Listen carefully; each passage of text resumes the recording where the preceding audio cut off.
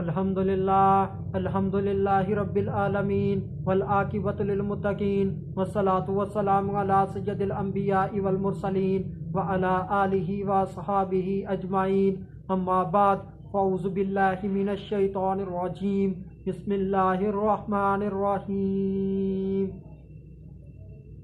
کذبت عاد المرسلین، صدق اللہ العظیم۔ ان اللہ وملائکتہ یصلون علی النبی یا ایھا الذین آمنوا صلوا علیہ وسلموا تسلیما۔ اللہم صل علی سیدنا و مولانا محمد وبارک وسلم وصلوا علیہ۔ الصلاۃ والسلام علیک یا سیدی یا رسول اللہ، الصلاۃ والسلام علیک یا سیدی یا حبیب اللہ، الصلاۃ والسلام علیک یا سیدی یا محمد الرسول اللہ صلی اللہ علیہ وآلہ وسلم۔ اللہ تبارک و تعالیٰ کی حمد و ثنا اور اس کے پیارے حبیب حضرت محمد صلی اللہ علیہ وآلہ وسلم کی ذات اقدس پر درود و سلام کا نذرانہ پیش کرنے کے بعد میں سچے دل سے دعا گو ہوں کہ اللہ عز و جل مجھے حق سچ ٹھیک بیان کرنے کی توفیق عطا فرمائے۔ اگر اس میں کوئی غلطی کوتاہی ہو تو اللہ عز و جل اپنی شان کریمی کے صدقے سے مجھ بندہ ناچیز کو معافی عطا فرمائے۔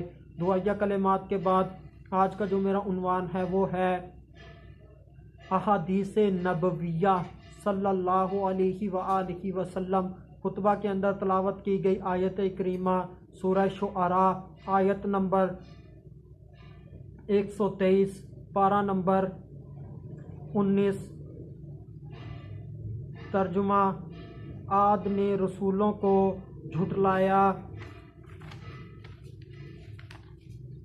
پہلی حدیث، راوی حضرت جابر رضی اللہ تعالی عنہ بیان کرتے ہیں کہ رسول اللہ صلی اللہ علیہ وآلہ وسلم نے فرمایا، سورج غروب ہونے کے بعد تم اپنے مویشیوں اور بچوں کو باہر نہ نکالو حتیٰ کہ عشاء کی سیاہی غائب ہو جائے، کیونکہ سورج غروب ہونے کے بعد شیاطین کھیلتے ہیں حتیٰ کہ عشاء کی سیاہی غائب ہو جائے۔ حوالہ صحیح مسلم، حدیث نمبر 3102۔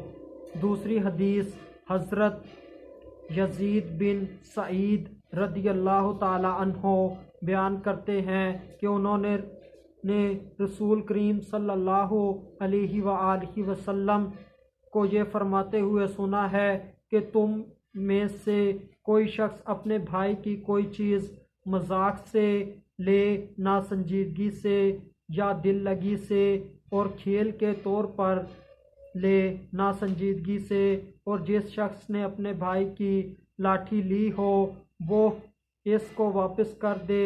حوالہ سنن الترمذی، حدیث نمبر 612۔ یہ جو حدیث بیان کی ہے اس کا مطلب یہ ہے کہ کوئی آدمی بھی کسی بھی آدمی کی بغیر اجازت سے کوئی بھی چیز نہ لے، چاہے وہ آپ کا کتنا ہی جگری یار ہو۔ اگر آپ نے کوئی چیز اس کی لینی ہے تو اس کی اجازت سے لیں، اس کی بغیر اجازت سے ہرگز نہ لیں۔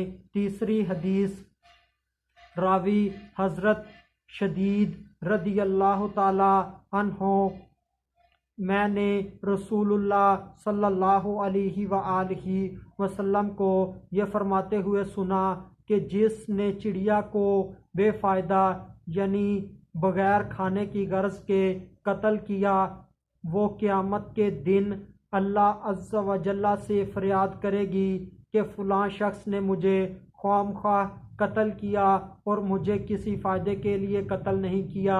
چوتھی حدیث، حضرت موسیٰ رضی اللہ تعالی عنہ نے کہا، جو شخص کسی کھیل کے مہروں مثلاً لوڈو کی گوٹوں کے ساتھ کھیلا، اس نے اللہ اور اس کی رسول کی نافرمانی کی۔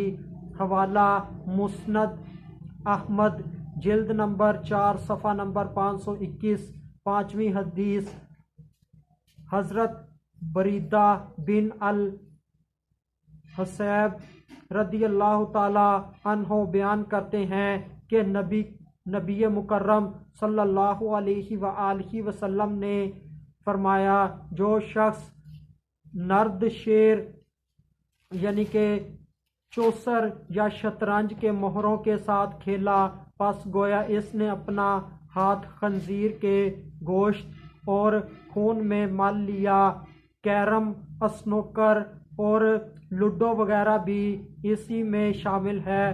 حوالہ صحیح مسلم، حدیث نمبر 622۔ اگلی حدیث حضرت عبداللہ بن عباس رضی اللہ تعالی عنہما بیان کرتے ہیں کہ رسول اللہ صلی اللہ علیہ وآلہ وسلم نے جانوروں کو لڑانے سے منع فرمایا، جیسے کتوں، ریچھ، مینڈھوں اور مرغوں کو لڑایا جاتا ہے۔ پانچویں حدیث حضرت معاویہ رضی اللہ تعالی عنہ بیان کرتے ہیں کہ میں نے رسول اللہ صلی اللہ علیہ وآلہ وسلم کو یہ فرماتے ہوئے سنا ہے اس شخص کے لیے ہلاکت ہو جو لوگوں کو ہنسانے کے لیے جھوٹ بولتا ہے، اس کے لیے ہلاکت ہو، پھر اس کے لیے ہلاکت ہو۔ حوالہ سنن ابو داؤد، حدیث نمبر 994۔ لہو کی تعریف جس کام میں انسان اس قدر مشغول ہو جائے کہ اس کے علاوہ دوسرے کاموں سے غافل ہو جائے تو اس کام کو لہو و لعب کہتے ہیں۔ الہدایہ جلد نمبر 4۔ یعنی کہ لہو ہر وہ کام ہے جس کے اندر بندہ اس قدر مشغول ہو جائے کہ بندہ دوسرے کاموں کو بھول جائے تو یہ کام لہو ہے۔ ہر وہ لہو باطل ہے جس کی مشغولیت انسان کو اللہ تعالیٰ کی اطاعت سے غافل کر دے، یعنی کہ کوئی انسان اس قدر کسی کام میں مشغول ہو جائے کہ وہ اللہ کی یاد سے غافل ہو جائے، یعنی کہ اس کی نماز رہ جائے یا کوئی فرض رہ جائے، کوئی بھی ایسا کام چاہے وہ حلال ہو یا حرام، مثلاً قرآن کی تلاوت کرنا، نفل نماز پڑھنا، اس کے اندر اتنا مستغرق ہو جانا کہ کسی دوسرے کام کی طرف توجہ ہی نہ ہو، یہ درست نہیں، چاہے اس کی فرض نماز چلی جائے۔ یعنی کہ کوئی کام کے اندر مشغول ہو جائے کوئی انسان، مثال کے طور پر قرآن مجید کی تلاوت کر رہا ہے اور اس کے اندر اتنا مستغرق ہو چکا ہے کہ اسے کچھ اور کام یاد ہی نہیں اور وہ اس کی نماز چلی گئی، تو یہ قرآن مجید کا تلاوت کرنا اس کے لیے لہو ہے، کیونکہ اس کا فرض چلا گیا، فرض چھوٹ گیا، اور قرآن مجید کی تلاوت کرنا یہ فرض نہیں بندے کے اوپر کہ بندہ بہت دیر تک قرآن مجید کی تلاوت کرتا رہے۔ قرآن مجید تو اتنا پڑھنا چاہیے جب تک بندہ مومن کا دل کرے کہ میں قرآن پڑھتا رہوں۔ آخر میں اللہ تبارک و تعالیٰ سے دعا ہے کہ اللہ تبارک و تعالیٰ ہمیں بیکار کاموں سے بچائے اور نیکیوں کے اندر ہمیں مصروف رکھے۔ وما علینا الا البلاغ المبین۔